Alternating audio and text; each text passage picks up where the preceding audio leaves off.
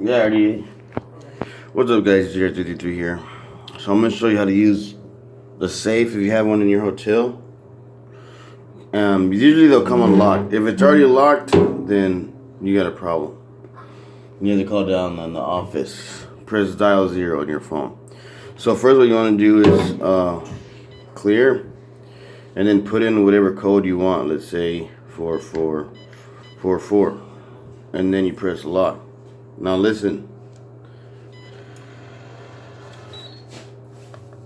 It says close, and on top of that, you can hear it locking. So let's say you leave, if your stuff is in here secure, you come back and then you put in your code. There you go. Ma'am. And that's how you use the safe in your hotel. Check out merch, link in the description.